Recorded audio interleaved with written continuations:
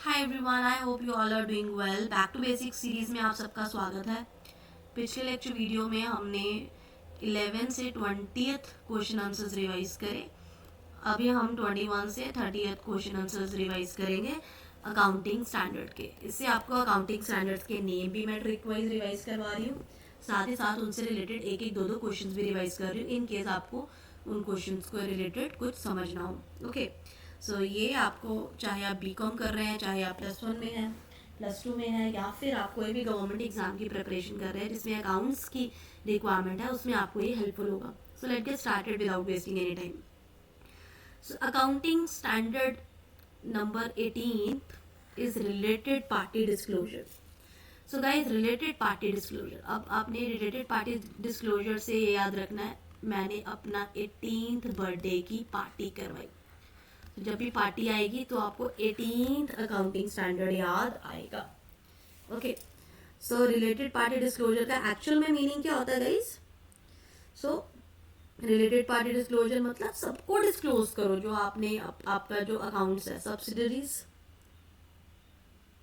क्योंकि सब्सिडरी आपकी जो है वो भी आपको देखकर अपनी कंपनी का डिसीजन लेती है, अपने एसोसिएट्स की मैनेजमेंट पर्सन, मैनेजमेंट तो मतलब बेसिकली कोई भी है जिसको आपकी कंपनी से पे इंटरेस्ट है, वो अपना डिसीजन चेंज कर सकता है, इन्फ्लुएंस हो सकता है आपके ये चीज़ें देखकर। तो रिलेटेड पार्टी डिस्क्लोजर मतलब सबको नोट्स में जो चीज़ आपने नहीं भी लिखी है उसको नोट्स में लिखो, ये नहीं छुपाओ, छुपाना नहीं है कुछ भी। Next is accounting standard number 19, लीजेस। Okay, so लीजेस accounting standard बहुत यूज होता है, इसका पूरा पूरा चैप्टर भी रिवाइज करते हैं। ठीक है, ऑपरेटिंग लीज, फाइनेंशियल लीज, दो तरीके की लीजेस होती हैं। सो ये तो आपको बाय हार्ट याद करना है, अकाउंटिंग स्टैंडर्ड नंबर 19 लीजेस। ठीक है, इसकी कोई ट्रिक नहीं है इसकी, ये क्योंकि चैप्टर बहुत एक्सप्लेनेशन में याद किया जाता है, इसीलिए इसका अकाउंटिंग स्टैंडर्ड नंबर हमें ऐसे ही याद रखना है। 19th is लीजेस। सो दो तरीके की लीज होती है, एक फाइनेंशियल लीज होती है और एक ऑपरेटिंग लीज होती है। ओके, सो अगर हम फाइनेंस लीज की बात करें, सो इसमें जो लीजी होता है, एक पहले देखते हैं लीजी मतलब लीज पहले होता है क्या, इसको समझ लेते हैं। जब एक लेट सपोज एक लैंड है या बिल्डिंग समझ लेते हैं, बिल्डिंग है या कोई मशीनरी है, आप उसे खरीद नहीं सकते, तो आप सामने वाले पर्सन से उसे क्या करते हैं, उसे रेंट बोल लीजिए, एक इजी वर्ड में रेंट पर लेते हैं कुछ सालों के लिए कि इसे मैं यूज करूंगा। ठीक है, तो उसे बोलते हैं लीज। ऑपरेटिंग लीज होता है, एक फाइनेंशियल लीज होता है। अगर शॉर्ट टर्म लीज आप लेते हो उसे ऑपरेटिंग बोलेंगे, अगर लॉन्ग टर्म होता है तो उसे फाइनेंशियल लीज बोलेंगे। ओके, सो अगर आप फाइनेंशियल लीज लेते हो, मतलब फाइनेंशियल लीज में क्या होता है, आप लेट सपोज 10 साल के लिए लीज ले रहे हो, लीज पे कोई एसेट ले रहे हो, कोई बिल्डिंग ले रहे हो, उस पे क्या होता है कि आप 10 साल के बाद वो कैपेसिटी रखते हो कि बाद में आप उस एसेट को खरीद लो, बाय कर लेते हो। लेकिन ऑपरेटिंग लीज में ऐसा नहीं है। ऑपरेटिंग लीज में क्या होता है, अगर आपने एसेट को यूज किया, बाद में लेट सपोज आपने 3 साल के लिए यूज किया, फिर नेक्स्ट वो किसी और को दे दी जाएगी 4th ईयर ऑनवर्ड्स, फिर आगे किसी और को दे दी जाएगी। लेकिन फाइनेंशियल लीज क्योंकि बहुत long term, very long term lease होती है, तो इसमें ज्यादातर चांसेस होते हैं, 99% चांसेस यही होते हैं कि आप इसे बाद में खरीद लोगे। कौन खरीद लेगा? लीजी, जो उधार पर लेता है, लेने वाला। सो लेने वाले को बोलेंगे लीजी, देने जो लीज पर देता है उसे बोलेंगे लेसर। ओके, सो कहते हैं financial lease asset is shown in books of. जो फाइनेंशियल लीज है, देखो जो फाइनेंशियल लीज है ना, उसमें जो लेसी होता है ना, क्यों लेसी जो होता है ना, उसने पूरा रिस्क लिया होता है। क्यों रिस्क लिया होता है? वो 10 साल के लिए उसने आपकी एसेट ले ली है ना, तो जो उसका रिवॉर्ड होगा वो भी तो उसे मिलेगा ना। सो एज एन एसेट कौन शो करेगा? लीजी करेगा, मतलब जिसने उधार पर लिया है, लीजी। सो दैट्स वाई, क्योंकि वो रिस्क भी लेता है, इसीलिए रिवॉर्ड का भी हक उसी को मिलता है, एसेट में भी वही शो करेगा। सो फाइनेंशियल लीज में जो एसेट है वो किसकी बुक्स में आएगी? लीजी, रिस्क भी उसका, रिवॉर्ड भी उसका। और अगर ये ऑपरेटिंग लीज होता तो लेसर, क्योंकि शॉर्ट टर्म है तो लेसर बुक मेंटेन करेगा। कौन बुक मेंटेन करेगा? लेसर। ठीक है जी, I hope that is clear. Next हमारा ईपीएस, ये भी बहुत इंपॉर्टेंट है, earning per share. So EPS, EPS ये भी अकाउंटिंग स्टैंडर्ड नंबर आगे चलकर आपको, अगर आप बीकॉम कर रहे हो, एमकॉम कर रहे हो, तो इस पर भी पूरा पूरा चैप्टर आता है, तो ये भी आपको अच्छे से बाय हार्ट याद रखना है।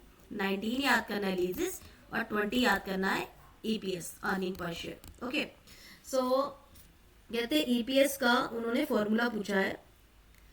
सो पीएटी का पहले फुल फॉर्म देख लेते हैं। हमारा पीएटी का होता है प्रॉफिट आफ्टर टैक्स, है ना।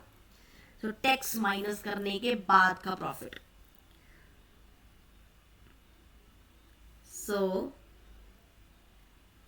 इसका जो फॉर्मूला है आपको ये भी याद करना चाहिए कि ईपीएस अर्निंग पर शेयर होता है जो बाद में इक्विटी शेयर होल्डर्स को जो मिलता है। सो पैट टैक्स वाला माइनस करके, ऑब्वियसली टैक्स वगैरह माइनस करने के बाद उनको मिलता है, माइनस प्रेफरेंस डिविडेंड, जो प्रेफरेंस शेयर होल्डर्स होते हैं उनका डिविडेंड माइनस करने के बाद भी जो पैसा बचता है, मतलब सबसे पहले हमने उनको डिबेंचर होल्डर्स वगैरह, क्रेडिटर्स, इन सबको दिया, ये सब पैट में आ जाता है।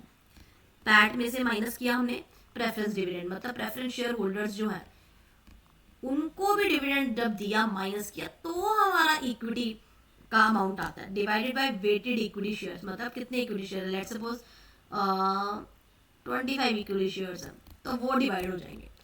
ठीक है जी, सो इन दोनों का डिफरेंस अपॉन जितने नंबर ऑफ इक्विटी शेयर्स है।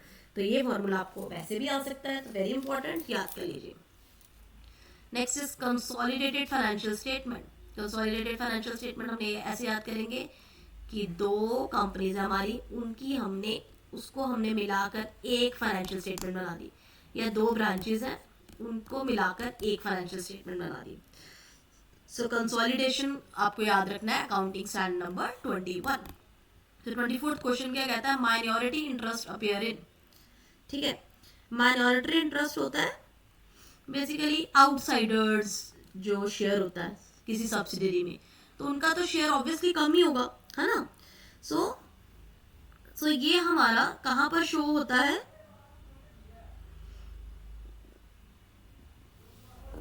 बैलेंस शीट में, कैश फ्लो में, नोट्स में नॉट शो, या शो ही नहीं होता।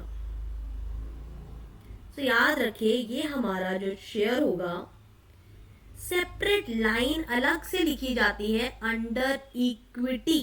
ठीक है जी, इक्विटी के अंदर सेपरेट लाइन लिखी जाती है इन कंसोलिडेटेड बैलेंस शीट में। कंसोलिडेटेड फाइनेंशियल स्टेटमेंट है ना, सो कंसोलिडेटेड बैलेंस शीट में सो आ गया ना, बैलेंस शीट में सेपरेट लाइन में लिखी जाती है।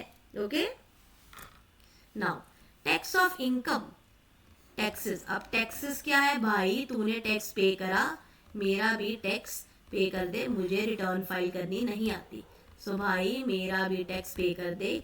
सो 22 आपने याद रखना है, टैक्स ऑन इनकम। टैक्स का अकाउंटिंग स्टैंडर्ड नंबर क्या है। ओके,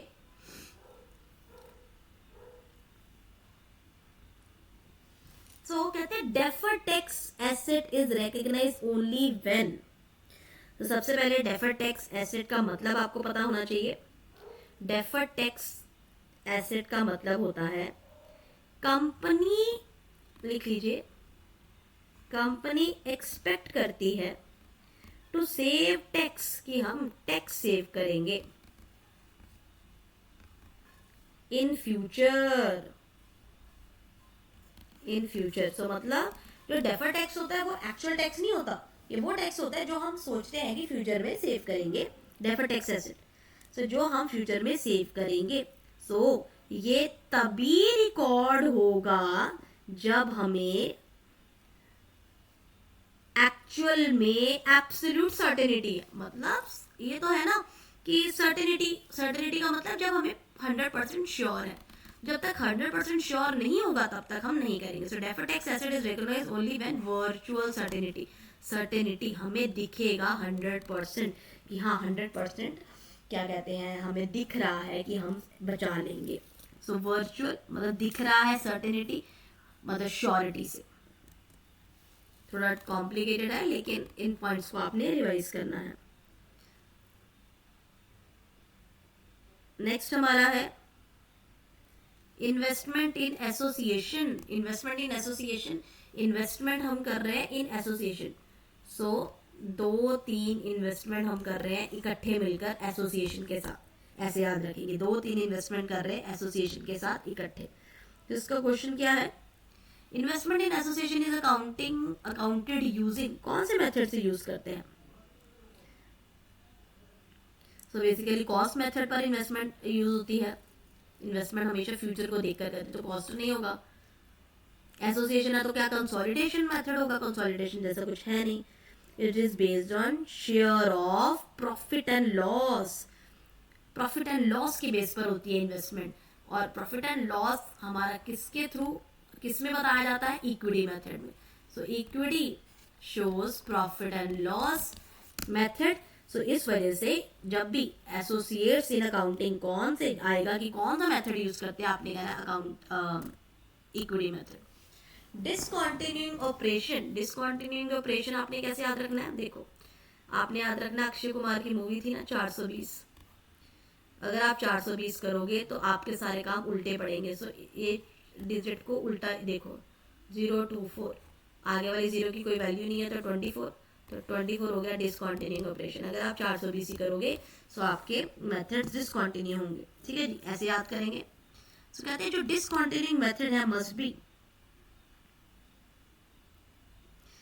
कहते हैं अगर आपने कोई ऑपरेशन डिसकंटिन्यू करना है तो उसे टेम्परेरी करेंगे, परमानेंटली करेंगे, या plan and certain clearly identifiable. अगर आपको पूरा अच्छे से प्लानिंग करके, ये नहीं पहले कर दिया फिर उसके दोबारा रिन्यू कर लिया, नो, अच्छे से प्लान करो कि हमने इसको बंद करना है और क्लियरली सबको बताओ, ठीक है जी, शो करो। Next interim financial reporting, interim financial reporting आपने इसको कैसे याद रखना है कि 25th बर्थडे पार्टी पर मैंने बीच से ही, मतलब अभी 25th बर्थडे आया नहीं है, बीच में इंटरिम बीच में होता है ना, बीच में हम रिपोर्टिंग करते हैं क्योंकि कोई इंपॉर्टेंट इवेंट आ जाती है कई बार। सो बीच में ही मैंने पार्टी करनी, मतलब पहले ही या मैंने बताना शुरू कर दिया पापा को कि मैंने अपना बर्थडे पार्टी मनानी है। सो 25th में आप बीच में ही पहले से ही काम करना शुरू कर देते हो।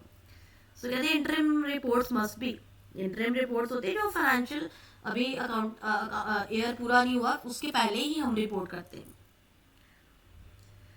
सो must be different policies must use, कहते हैं जब इंटरिम रिपोर्ट बनाते हैं तो अलग पॉलिसी यूज करेंगे। Consistent accounting obviously annual report से मैच करना चाहिए, वो तो कंसिस्टेंट होनी चाहिए आपकी अकाउंटिंग पॉलिसी, ठीक है ना। ये नहीं कि बीच में आप कोई पॉलिसी यूज कर रहे हो, at the end of financial year कोई और पॉलिसी यूज करो, so that's wrong. Intangible asset, intangible asset आपको कैसे याद रखना है कि अक्षय कुमार ने एक मूवी करी थी स्पेशल 26, तो अक्षय कुमार हमारा एक एसेट है, एक्टर है, इंटेंजिबल एसेट है ना, इंसान है ना। तो इंटेंजिबल एसेट है उसकी क्वालिटी, इंसान को मतलब उसको हम टच तो कर सकते हैं लेकिन उसकी क्वालिटी को इंटेंजिबल है। So Akshay Kumar is an intangible asset of India. So special 26 से याद रखना है अक्षय कुमार की मूवी इंटेंजिबल एसेट। गुडविल भी हमारी इंटेंजिबल है, is recorded only, intangible asset में गुडविल, पेटेंट्स ये सभी आएंगे ना। ओनली व्हेन, कहते हैं goodwill is recorded only when internally generated, याद रखिए आप खुद से गुडविल को रिकॉर्ड खुद से नहीं वैल्यूएशन करेंगे।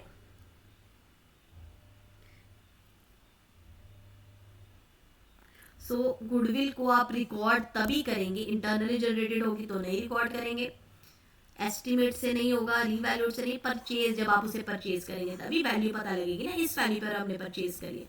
सो गुडविल को आप तभी रिकॉर्ड करेंगे जब आपने परचेज करी है। सो याद रखें इसे। Next question is impairment of asset, impairment, खराब हो रही है एसेट है ना, उसका अकाउंटिंग स्टैंडर्ड नंबर क्या है 28, 28। सो इम्पेयरमेंट ऑफ एसेट, एसेट का हमने accounting standard number plant machinery पर करा था ना 10। सो ये भी एसेट है तो इसको 10 को अलग कर देना, जैसे 2 + 8 इज 10, 2 + 8 वाला फॉर्मूला याद रखना है, ठीक है। सो इम्पेयरमेंट ऑफ एसेट की टूट गई है, सो 2 + 8 तोड़कर हमने ऐसे प्लस करना। रिकवरेबल अमाउंट, तो इस क्वेश्चन में क्या बोला गया, रिकवरेबल अमाउंट क्या है, cost minus depreciation higher of NRV और value in use, lower of NRV लिख लीजिए, सेलिंग वैल्यू को बोला गया है। और वैल्यू इन यूज को बोला गया होता है फ्यूचर कैश फ्लो, जो फ्यूचर में पैसा आएगा।